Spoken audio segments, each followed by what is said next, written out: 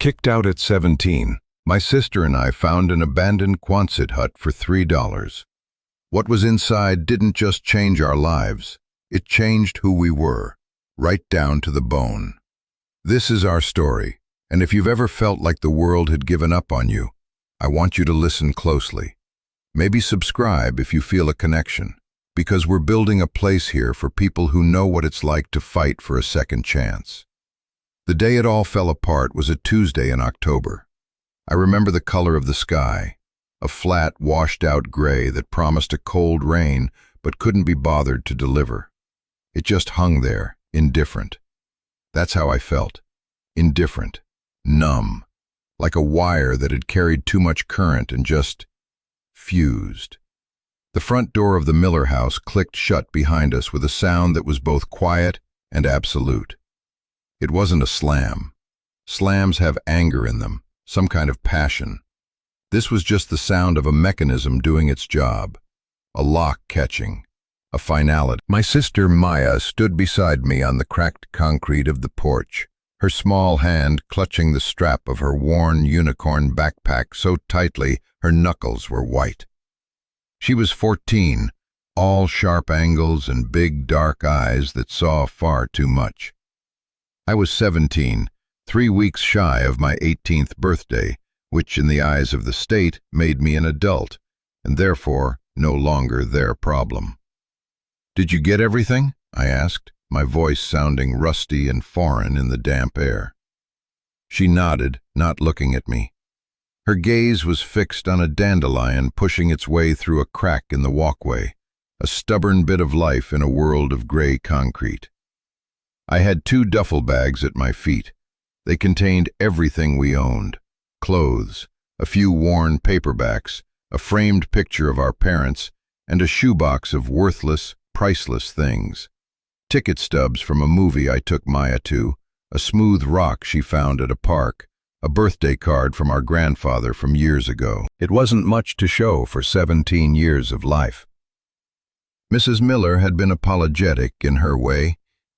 "It's just not working, Leo," she'd said, avoiding my eyes, her hands twisting a dish towel. "With your birthday so close, the agency said it's better to make a clean break.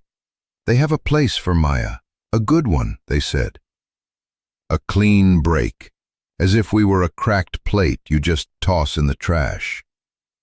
The thought of them taking Maya, of us being separated, was the one thing that could still cut through the numbness. It was a cold, sharp fear that started in my gut and spread through my veins.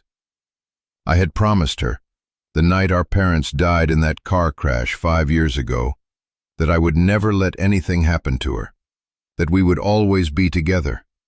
It was the one promise I had left to keep. "They're not taking you," I whispered, more to myself than to her. She finally looked up at me, her expression unreadable. She didn't ask where we were going. She didn't cry. She just trusted me. And the weight of that trust was heavier than both duffel bags combined. We walked away from that house, from that street with its identical neat lawns and judging windows, and we didn't look back. Each step felt like a step into a void. We were 2 ghosts haunting a world that had already buried us.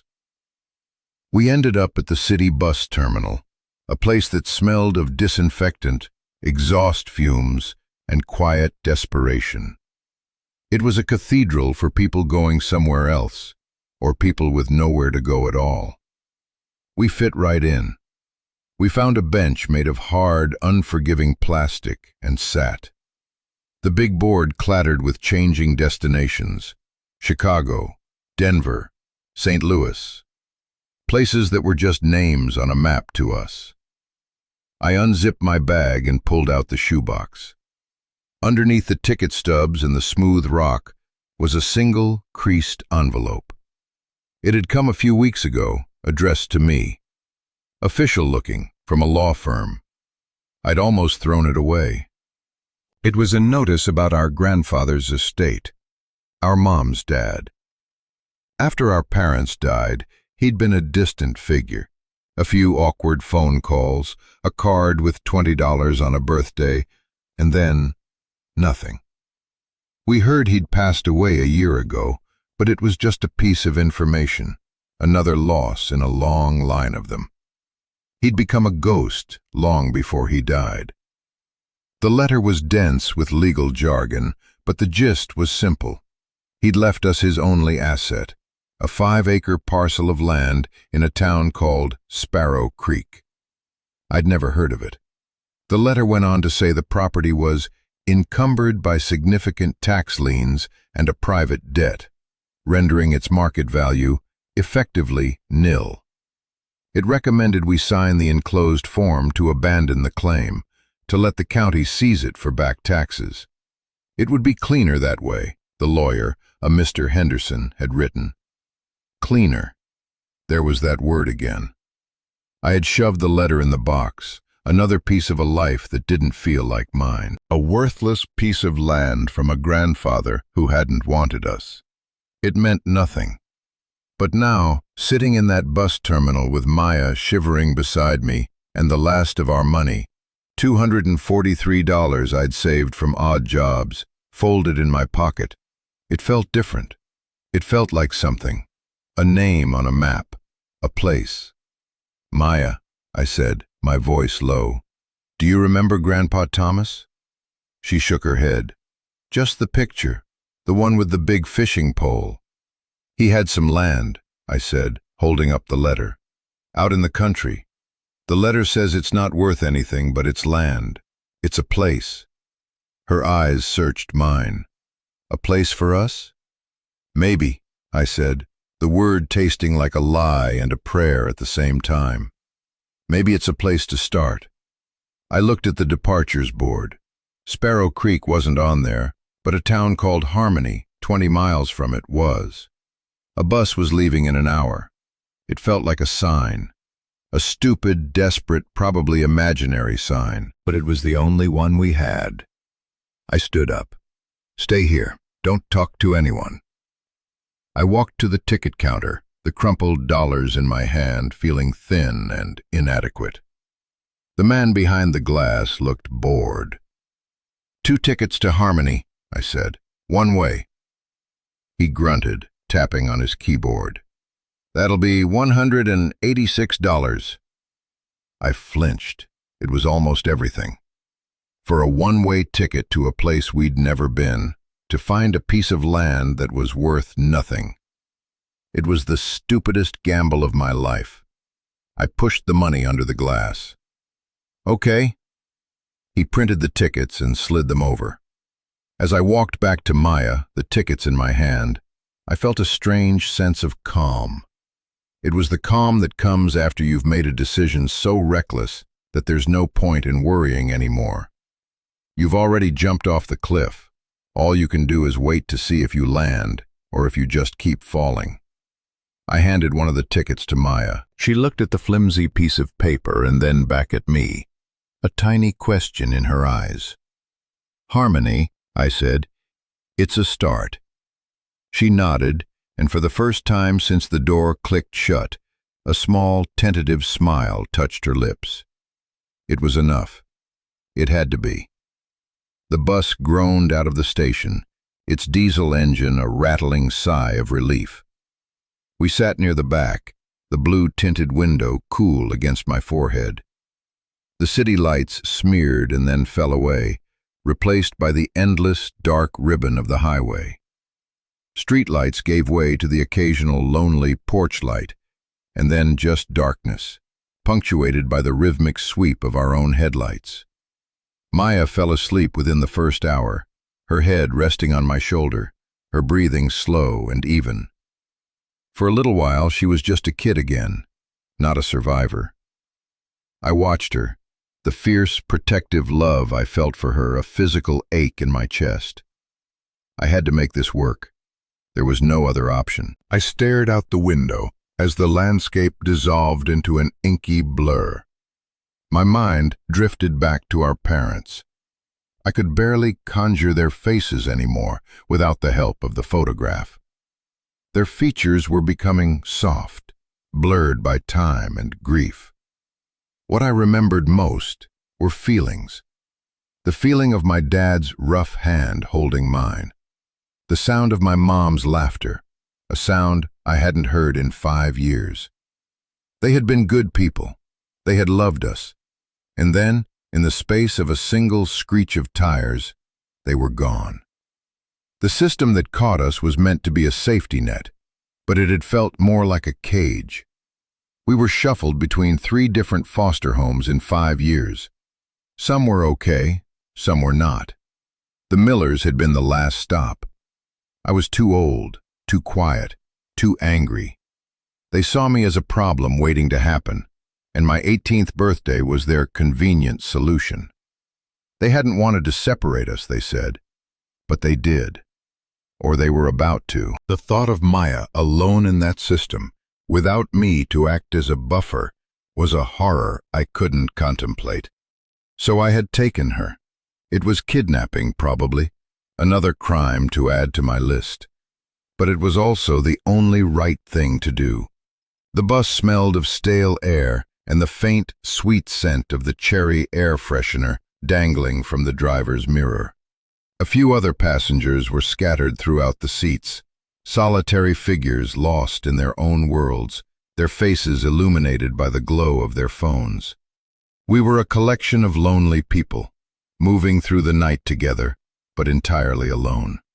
I pulled out the lawyer's letter again, reading the lines by the dim overhead light. Sparrow Creek. The name was gentle, pastoral. It sounded like a place from a storybook. The reality, I knew, would be different. The letter mentioned tax liens, a private debt. Effectively nil. What kind of grandfather leaves his grandchildren a piece of worthless, debt-ridden land? The anger I felt toward him was a familiar, dull ache. He'd been there, on the periphery of our lives, and he had done nothing. When our world fell apart, he had stayed away. It felt like a second abandonment. And now, this. A final, posthumous shrug. A problem he'd passed on to us.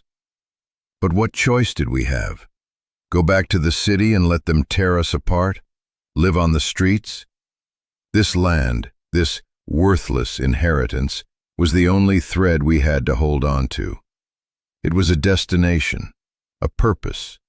It was better than nothing. I must have dozed off because I woke with a jolt as the bus slowed, its air brakes hissing. A sign glowed in the headlights. Welcome to Harmony, population 1,254. It was still dark, the first hints of dawn just a faint bruised purple on the eastern horizon.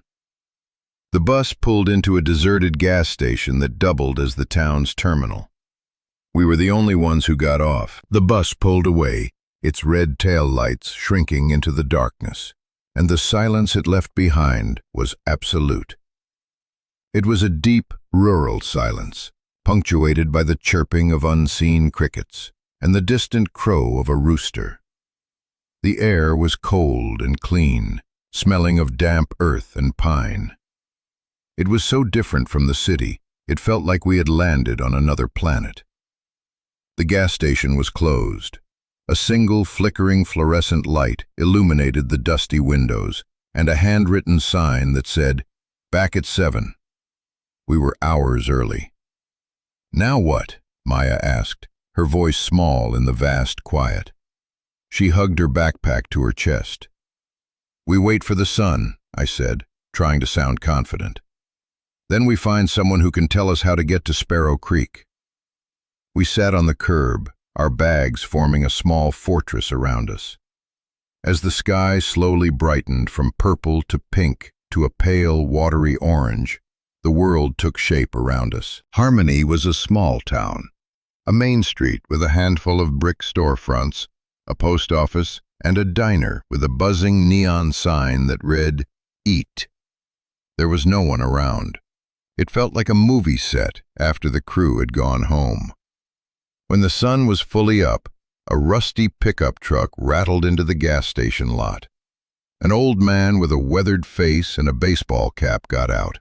moving with the slow, deliberate pace of someone who has done the same thing every morning for 50 years. He unlocked the station door and grunted a "mornin'" as he passed us. I took a breath and followed him inside. The place smelled of coffee and gasoline. "Excuse me," I said. He turned, his eyes assessing us, taking in our bags, our tired faces. "We're trying to get to a place called Sparrow Creek," I said. "Do you know it?" He grunted again, a sound that could have meant anything. "Ain't much of a creek, and there ain't no sparrows," he said, pouring himself a cup of coffee. "It's just a county road about 20 miles north. Why you headed there? Nothing out there but dirt and disappointment." "We have some family property there," I said, the words feeling strange on my tongue. He raised an eyebrow. "You must be the Thomas grandkids." The town was smaller than I thought. "Yeah, Leo and Maya." "Heard about you," he said, his tone softening slightly. "Your granddad, Tom, he was a good man, stubborn as a mule, but a good man." It was the first time anyone had called him a good man. It felt odd. "Do you know the property?" I asked. "Sure do. 5 acres off Route 9. Got an old Quonset hut on it. Hasn't been touched in a year, maybe more." A Quonset hut. A long metal, half-cylinder building. I pictured it in my mind. It wasn't a house, but it was a roof. "Is there a bus that goes out that way?" He laughed, a dry, rattling sound. "A bus? Kid, you're lucky this town has a gas station. No bus. I can call Sally the taxi, but she'll charge you $50. $50. We had $57 left to our names. "We don't have that much," I said, my heart sinking. He looked at us again, a long, thoughtful look. He took a sip of his coffee. "Tell you what," he said finally. "My nephew's heading up that way to check his fences. He can give you a lift, but you gotta buy something. Can't have folks loitering." I bought 2 bottles of water and a bag of peanuts. $3. The most important $3 I'd ever spent. His nephew, a quiet young man named Jake, showed up 20 minutes later. He didn't ask any questions, just nodded at us and motioned for us to throw our bags in the back of his truck. The ride was bumpy and mostly silent. We drove past fields and farms, the landscape growing wilder and more remote the further we got from Harmony. Finally, Jake slowed the truck and pointed. "That's it, the old Thomas place." He pulled over to the side of the gravel road. We got out and grabbed our bags. I looked at where he was pointing. It was a 5-acre square of the world, choked with weeds and saplings. A rusted barbed wire fence sagged in a losing battle against nature. And in the middle of it all, half hidden by overgrown trees, was the Quonset hut. It was bigger than I had imagined, a long, arching, silver-gray shell, like the back of a giant metal whale beached in a sea of weeds. Its paint was peeling, and rust bled in long orange streaks down its corrugated sides. It looked derelict. Abandoned. "You sure you want to be out here?" Jake asked, his voice holding genuine concern. "Yeah," I said, my voice firmer than I felt. "We're sure. Thanks for the ride." He hesitated for a moment, then nodded. "All right. Good luck." He got back in his truck and drove away, leaving us in a cloud of dust and another profound silence. We stood there on the side of the road, just me and Maya and our bags, staring at our inheritance. "It's big," Maya said quietly. "It's ours," I replied. We pushed our way through the tall, wet grass. The air was thick with the smell of decay and damp earth. A faded, hand-painted sign nailed to a post read, Trespassers will be tolerated. A flash of my grandfather's humor, maybe. The main door of the hut was a huge, sliding panel, secured with a heavy chain and a padlock crusted with rust. It was locked up tight. Of course it was. I rattled it, but it was solid. There was a smaller side door, also locked. "Now what?" Maya asked. I walked around the perimeter. The windows were high up and covered with grime. There was no way in. Frustration began to bubble up in my chest. We had come all this way, spent all our money, for this? To be locked out of a rusty metal can in the middle of nowhere? I saw a pile of discarded junk near the back of the hut. Old tires, broken pallets, and a long, heavy piece of rebar. An idea, born of desperation, formed in my mind. I picked up the rebar. It was heavy. "Stand back," I told Maya. I wedged the end of the rebar into the frame of the side door and leaned on it with all my weight. The wood groaned in protest. I pushed harder, my muscles straining. There was a sharp crack as the wood around the lock splintered. I gave it one more heave, and the door burst inward with a bang, swinging into the darkness beyond. I stood there, breathing heavily, the rebar clutched in my hand. We were in.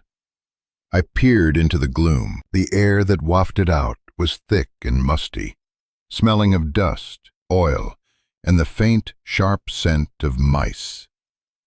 It was the smell of a place that had been sealed up for a long time. "Hello?" I called out, my voice echoing strangely in the cavernous space.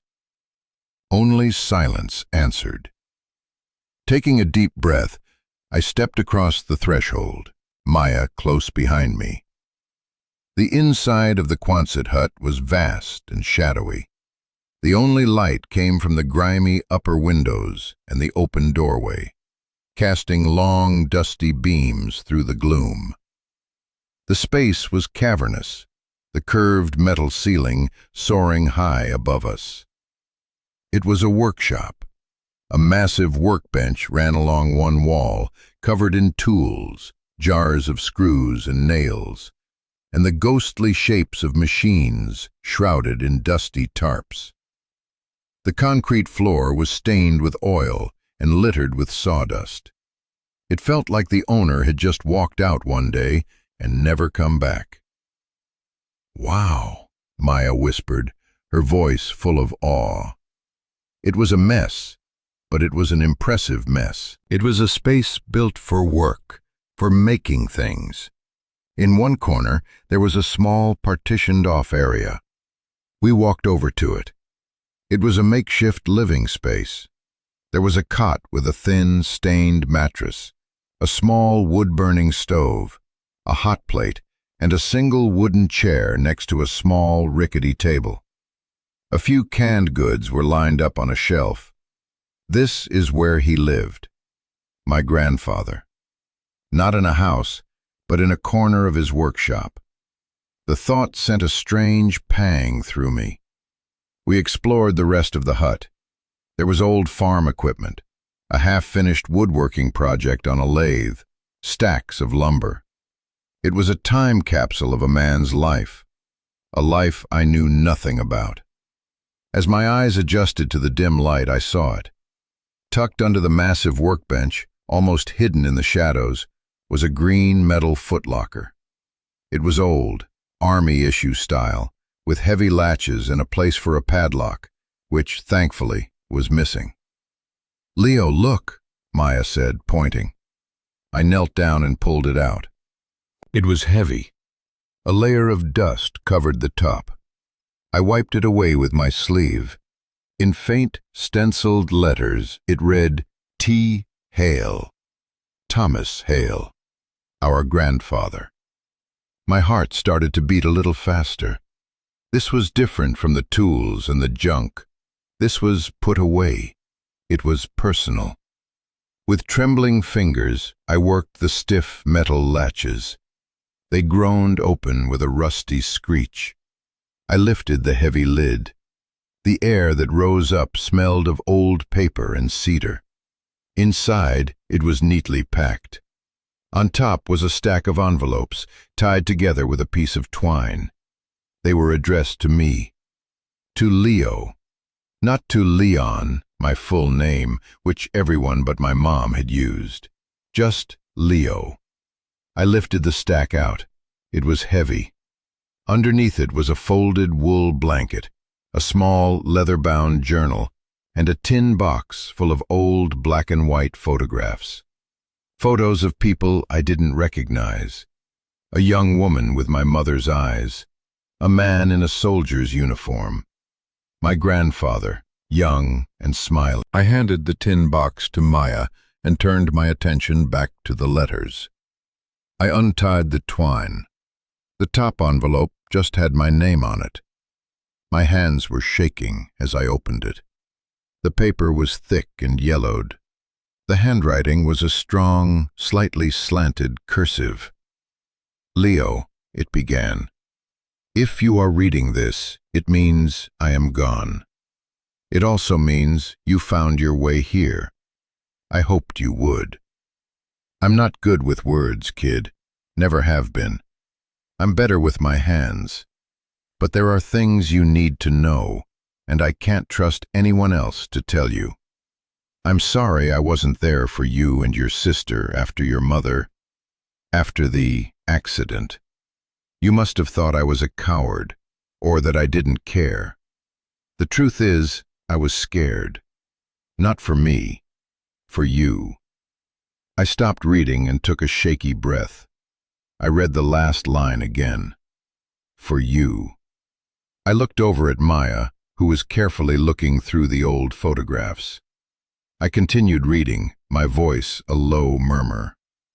There are bad people in this world, Leo. People who feed on the misfortunes of others. I made a mistake a long, long time ago. A deal to save this land, to save our family. It was a mistake that has haunted me ever since. After your parents were gone, the man I made the deal with, he came back. He saw an opportunity. He threatened to use the debt I owed him to take everything. Not just the land. He made threats against you two, said you'd be better off in the system, but that he could make sure it was the worst parts of the system. A cold dread washed over me. The faceless private debt from the lawyer's letters suddenly had a face, a voice, a threat. So I did the only thing I could think of to protect you. I pushed you away. I made myself small. I let the state take you because I believed you would be safer with them than you would be with me. As long as I was in your life, you were in danger. It was the hardest thing I've ever had to do. It broke what was left of my heart. I had to stop reading. My eyes were burning. I squeezed them shut, but I couldn't stop the tears from leaking out. All these years I had carried this story of being abandoned, of being unwanted. I had built my whole identity around that hurt, and it was all wrong. It wasn't abandonment, it was protection. A clumsy, painful, desperate act of love. Leo, what's wrong? Maya asked, her voice soft. She had come to stand beside me. I couldn't speak. I just handed her the letter. She read it, her brow furrowed in concentration. When she finished, she looked up at me, her own eyes shining with tears. She didn't say anything. She just leaned against me, and we stood there in the dusty, silent workshop, mourning a man we had never really known, and a story we had never understood. The grandfather I had resented for years was replaced by a tragic, lonely figure, hiding out in a metal hut, trying to shield his grandchildren from a danger he had created. The anger I had held onto for so long dissolved, leaving a hollow ache of grief in its place. Grief for him. Grief for the years we had lost. The letter continued. I've been living out here, selling off what I can, saving every penny, trying to find a way out. But my time is running out. This land is all I have left to give you. It's not much, I know. The county wants its taxes, and he wants his pound of flesh. But this place, it's in our blood. Your great-grandfather built this workshop with his own hands.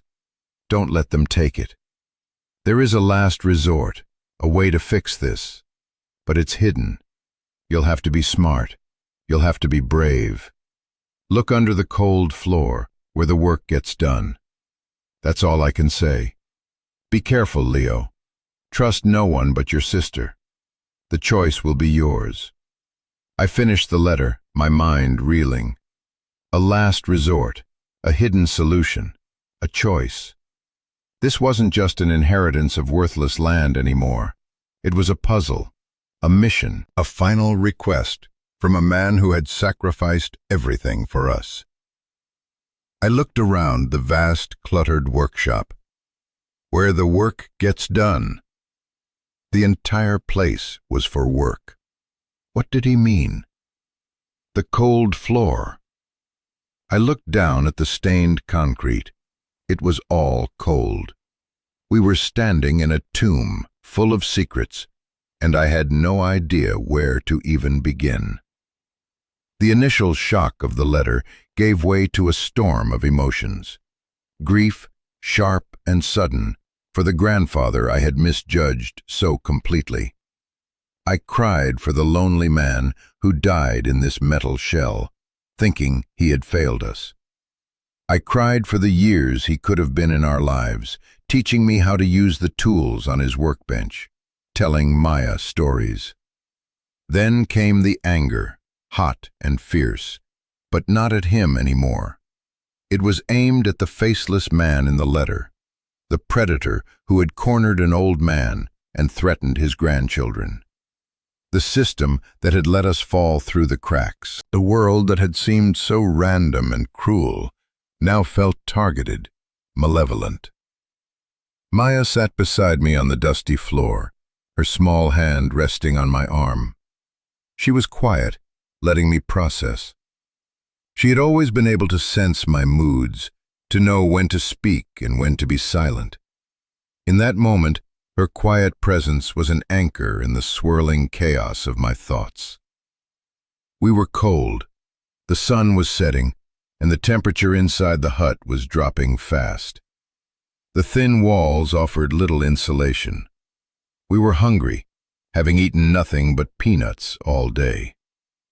We were in the middle of nowhere, with $54, a cryptic letter, and a Quonset hut full of ghosts. My first instinct was to run, to take Maya and get as far away from Sparrow Creek and its secrets as we could. The letter was a warning. There were dangerous people involved. What could I, a 17-year-old kid, do against them? But then I thought of my grandfather's words. Don't let them take it. It was more than a request. It was a charge. He hadn't just left us a piece of land. He had left us a fight. To run would be to let that faceless man win. To let my grandfather's sacrifice be for nothing. We need a fire, I said, my voice hoarse. The decision was made in that single practical thought. We were staying, at least for tonight. We gathered scrap wood from a pile in the corner and loaded it into the small wood-burning stove. I found a can of lighter fluid and a book of matches on the workbench. The first few attempts failed, filling the small living area with acrid smoke. But finally, a small flame caught, and then another. Soon, a cheerful, crackling fire was blazing in the stove, pushing back the cold and the darkness. Its light danced on the metal walls, making the shadows jump. It was a small victory, but it felt monumental. It was the first thing we had built here, the first bit of warmth we had created for ourselves. We huddled around it, sharing the last of the peanuts and a bottle of water. The firelight flickered on Maya's face, her expression serious. "What does it mean?" she asked. "Under the cold floor, where the work gets done." "I don't know," I admitted. I looked around the main workshop area. The whole floor was concrete. Where would he have done his most important work? We walked back into the main space, the small fire at our backs. The largest machine, still under a tarp, sat in the center of the floor. I pulled the tarp off. It was a massive metal lathe, bolted directly into the concrete. A place where you shape steel. That felt like important work. "Maybe here," I said, tapping the floor around the base of the machine. The concrete was thick, solid. I knocked on it, listening to the sound. Thud, thud, thud. No difference. We spent the next hour tapping and knocking on the floor throughout the workshop, under the workbench, near the stacks of lumber. The sound was the same everywhere. A solid, unforgiving thud. We were exhausted, our hope starting to fray. Maybe we were wrong. Maybe it was just the ramblings of a dying man. I paused for a moment to just address all of you watching.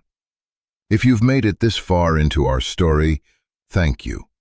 It's not an easy one to tell. I'm pausing here because this was a real turning point. We were at our lowest, feeling lost and foolish. Have you ever had a moment like that? Where you've bet everything on a long shot and it feels like it's about to fall apart? If you have, I want you to share a little bit about it in the comments.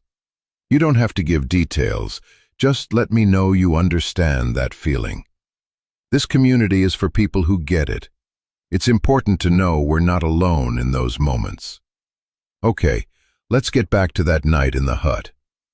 I was ready to give up, to curl up by the fire and deal with the morning when it came. But Maya wasn't. She was running her hand along the edge of the large wooden workbench. It was a beast of a thing, at least 10 feet long, made of thick, scarred butcher block. "Leo," she said, "what did Grandpa make?" "I don't know. Furniture? Farm stuff?" "He was a woodworker, right? The letter said he was better with his hands." She pointed to the collection of hand planes, chisels, and saws arranged neatly on a rack above the bench. "This is where he worked, every day. Where the work gets done." My eyes followed her logic. Not the big machines, the workbench. The place for patient, detailed, manual labor.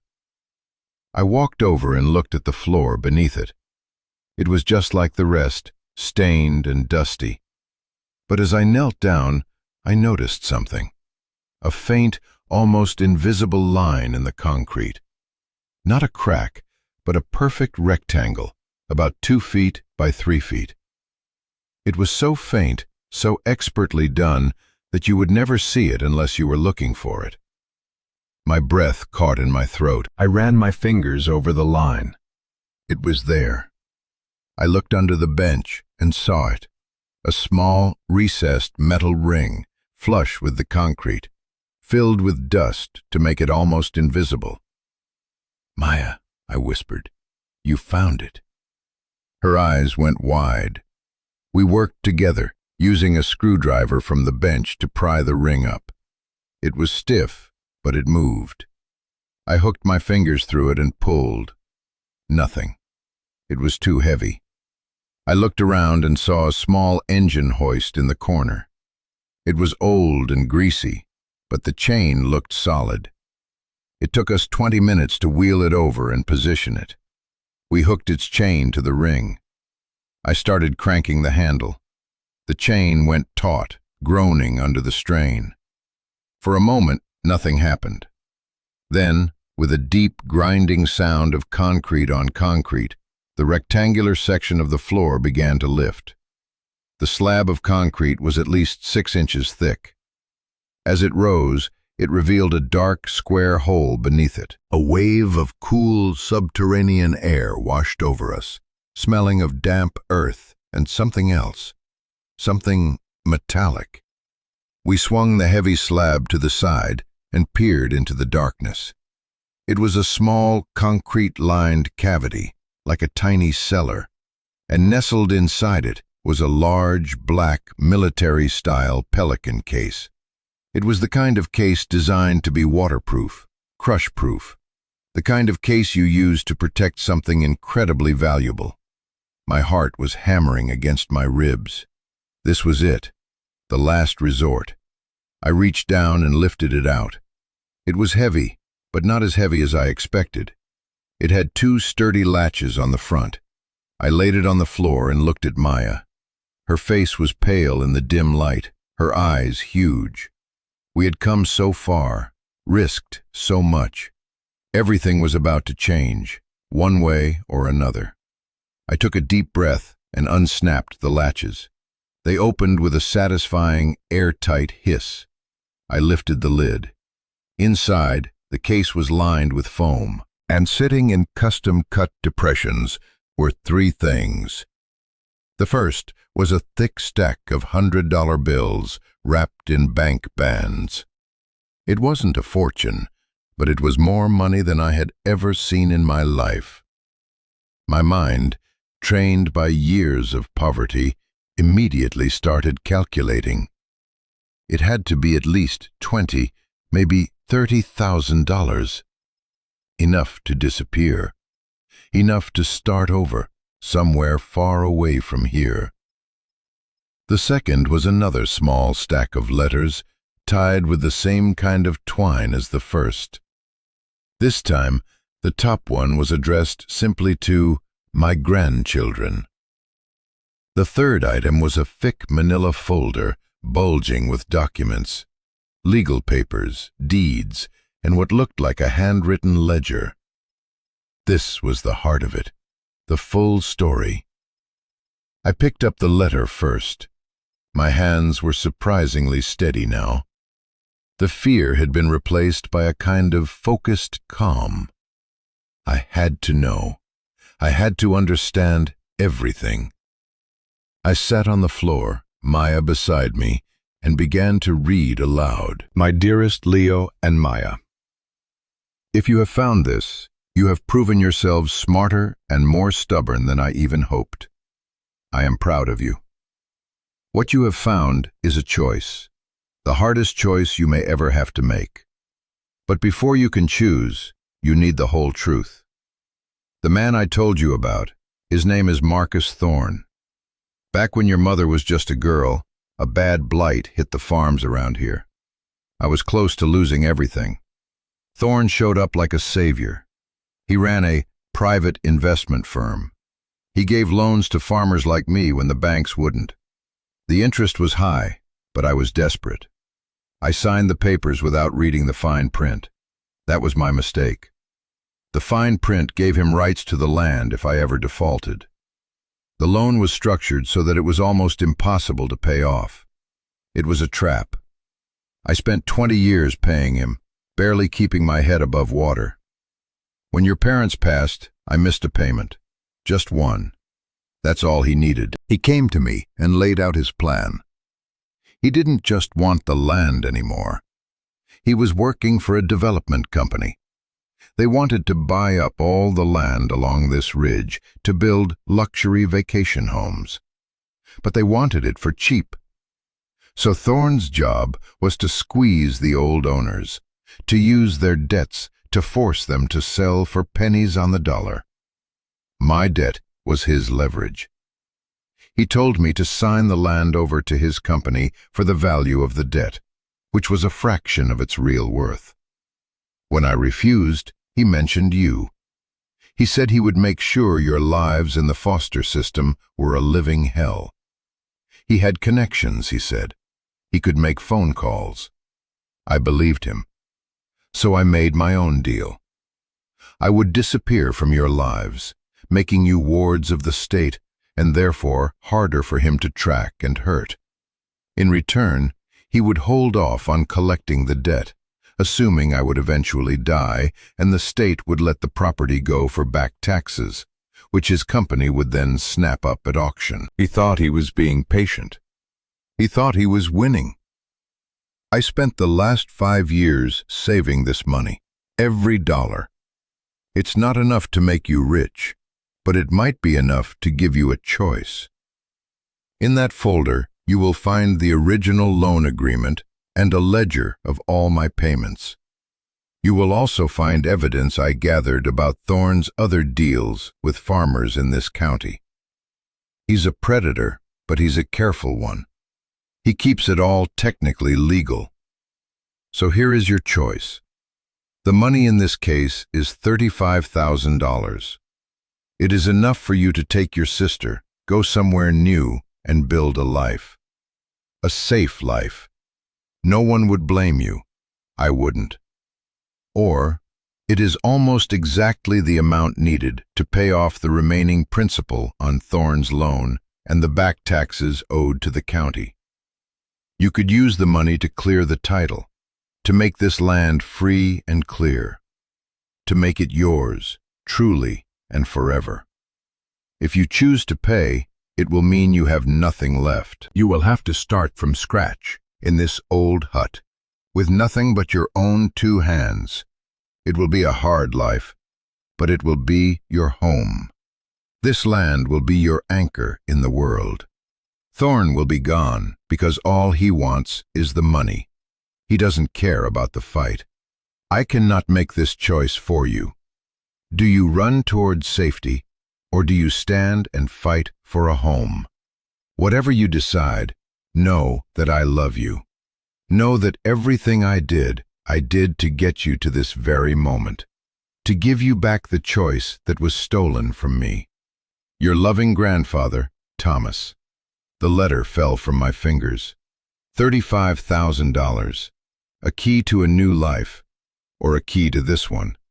I looked at the cash, then at the thick folder of documents. Freedom in one hand, legacy in the other. I looked at Maya. She was staring at the fire, her expression unreadable. For a long time, neither of us spoke. The only sound was the crackling of the wood in the stove and the whisper of the wind outside the metal walls of the hut. The weight of my grandfather's life, of his struggle and his sacrifice, settled on me. It was a heavy, but not an unpleasant weight. It felt like a blanket. The fire in the stove burned down to glowing embers, and still we sat in silence. The choice my grandfather had laid before us wasn't just about money or land. It was about who we were going to be. Were we the kind of people who ran, or the kind of people who stayed?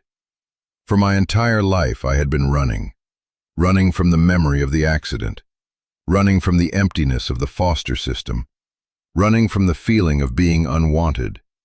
Our desperate trip here had been just another form of running towards the last possible hope. But now, the running could stop, one way or another. I thought about the $35,000. I pictured it. A clean apartment in a new city, new clothes, Maya in a good school, without the stigma of being a foster kid. Me, getting a job, maybe going to community college. A normal life. The kind of life we dreamed about in whispers in our bunk beds at the Miller house. It was so tempting. It was the easy path, the safe path.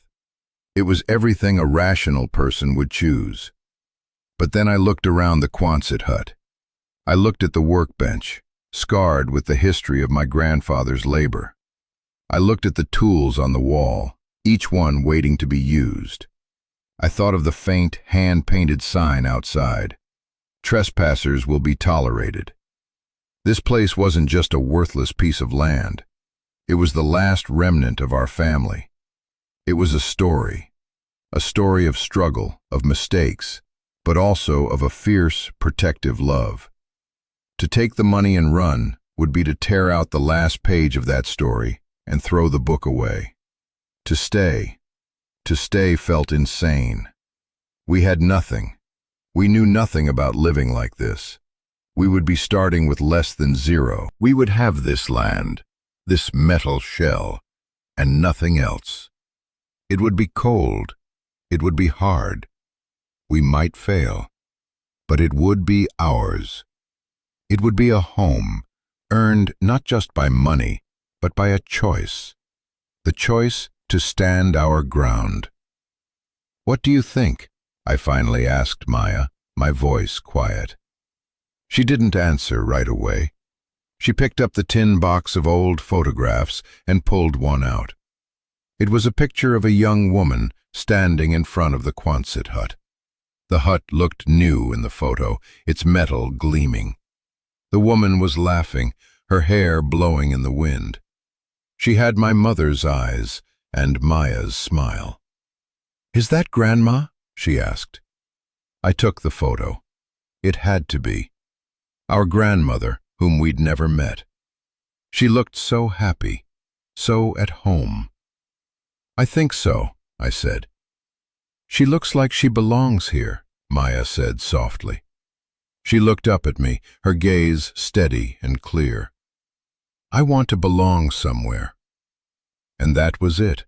That was the answer. All the logic, all the fear, all the rational arguments for leaving, they all crumbled in the face of those 5 simple words. I want to belong somewhere. I had been so focused on protecting her, on keeping her safe, that I hadn't realized what she truly needed. Not just safety, but roots. A place to call her own. A place where she wasn't a temporary guest in someone else's life. A place where she could finally unpack her bag and know she wouldn't have to pack it again.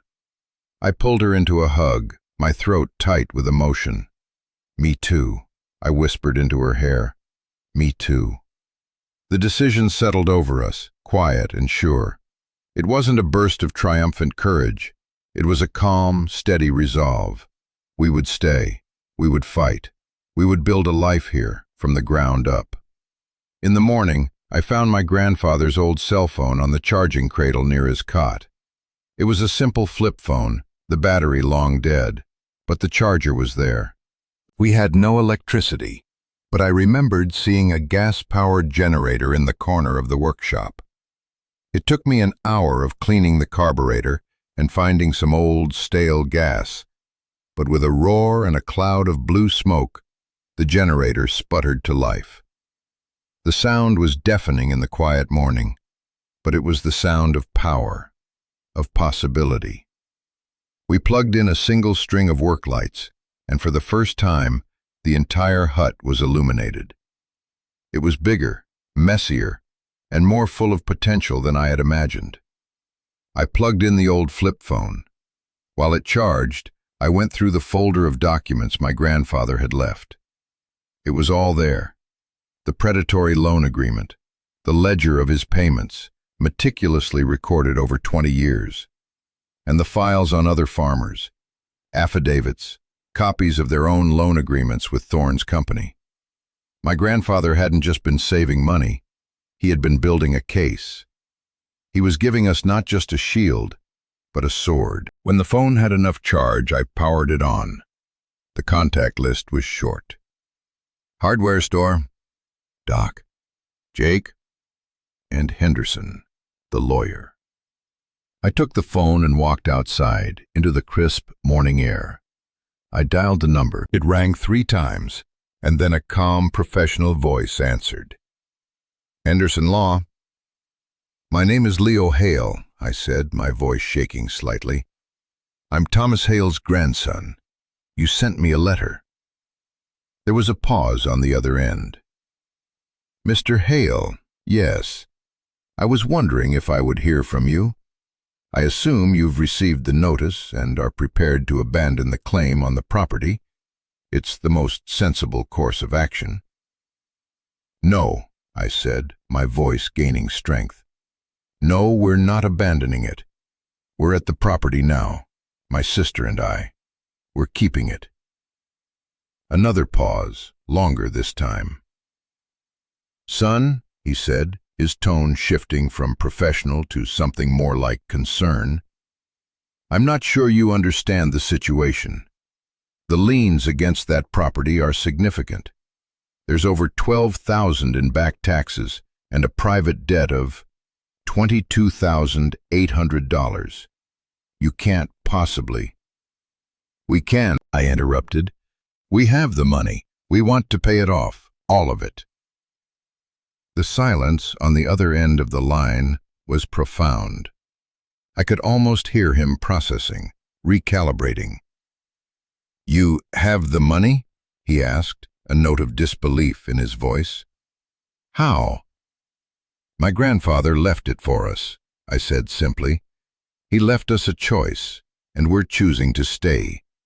He also left other documents about Marcus Thorne, about his other deals." This time, the silence was charged. "I see," Mr. Henderson said slowly. "Thomas always was a stubborn man, and a thorough one. All right, Mr. Hale, all right. Don't do anything. Don't talk to anyone. I'm going to make some calls. I think we can make this work. Can you stay on the property for a few days?" "It's our home," I said. "We're not going anywhere." I could hear a faint smile in his voice when he replied, "Good. I'll be in touch." I hung up the phone. The sun was warming my face. A bird was singing in a nearby tree. Maya came out of the hut, blinking in the bright light. She smiled at me. It was a real smile this time, wide and full of hope. We had a long, hard road ahead of us. But for the first time in a very long time, we were standing on our own ground. The days that followed were a blur of activity, fueled by adrenaline and a steady diet of canned beans we found on the shelf. Mr. Henderson was true to his word. He became our champion, our guide through the legal labyrinth. The file my grandfather had compiled on Marcus Thorne was the key. It turned out Mr. Henderson had represented 2 of the other farmers in that file and had lost. He'd always suspected Thorne was a predator, but he'd never had the proof. My grandfather's meticulous ledger, combined with the other evidence, was enough to turn the tables. Mr. Henderson contacted Thorne's lawyers. He didn't threaten a lawsuit. He made what he called a pragmatic proposal. We would use my grandfather's money to pay the full principal of the debt and all the back taxes. We would not sue. In exchange, Thorne and his development company would disappear from our lives forever, and the files on the other farmers would remain private. It was, as Mr. Henderson put it, a mutually beneficial cessation of hostilities. Thorne, faced with a public lawsuit that would expose his entire predatory scheme, agreed. He was a businessman, after all. A messy court battle was bad for business. All he wanted was his money. 2 weeks later, I sat in Mr. Henderson's quiet, book-lined office in Harmony. Maya waited in the lobby. I signed the papers. A cashier's check for $34,812.42 was sent to Thorne's company and the county tax office. I walked out of that office with a clear deed to 5 acres of land and a Quonset hut, and $787.58 in my pocket. We were landowners, and we were broke, but we were free. The day the deed was officially recorded was the day we truly started our new life. The first thing we did was clean. We spent a week just clearing out the junk, sweeping away years of dust and grime. We found treasures in the trash, old tools that just needed a little oil, scraps of beautiful hardwood. We scrubbed the concrete floor until it was clean. We washed the grime from the windows, and for the first time, sunlight flooded the entire space. We sold some of the old scrap metal and the broken-down farm equipment to a salvage yard, which gave us a few $100 extra. It was enough to get the electricity turned back on. The moment the lights flickered on, buzzing softly overhead, Maya and I just stood in the middle of the huge space and grinned at each other. It felt like a miracle. We slowly started turning the metal shell into a home. We used the lumber my grandfather had stored to build proper walls for the small living area, creating 2 tiny bedrooms and a small common space. We learned as we went. I read my grandfather's old woodworking books at night. I learned how to measure twice and cut once. My first few cuts were crooked. My first wall was not quite plumb. But we were building it with our own hands, and every nail we hammered in felt like we were putting down another root. The community of Sparrow Creek, which wasn't a town so much as a loose collection of farms and houses, slowly started to notice us. The old man from the gas station, whose name was Earl, would drop off bags of vegetables from his garden on our doorstep. Jake, the young man who gave us a ride, helped me get the old well pump working again so we had running water. A woman named Sarah, who lived down the road, taught Maya how to bake bread. They didn't ask a lot of questions. They just saw two kids trying to make a go of it, and they helped. They had known our grandfather. They respected his memory, and in a quiet, unspoken way, they transferred some of that respect to us. We weren't outcasts. We were the Thomas grandkids.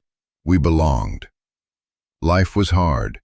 The winters were cold, and the wood stove seemed to eat firewood constantly. Money was always tight. I got a part-time job at the hardware store in Harmony, and Maya started a small business selling her baked goods at the local farmers market. We were working harder than we ever had in our lives, but it was a good kind of tired. It was the ache of building something. One evening, about a year after we arrived, I was sitting on the porch I had built on the front of the hut, watching the sunset paint the sky orange and purple. Maya was inside, doing her homework at the big kitchen table I had made from a single slab of oak I found in the back of the workshop. The hut glowed with warm light from within. It looked like a home. It felt like a home. I thought about the choice we had made, the path we had chosen. It would have been so easy to take the money and run, to chase a life of comfort and anonymity. But I knew, with a certainty that settled deep in my bones, that we had made the right choice. Home isn't something you find, it's something you build. It's something you fight for. It's not about four walls or a roof. It's about the choice to stand your ground, to put down roots, to honor the sacrifices of those who came before you. My grandfather didn't leave us money. He left us a legacy.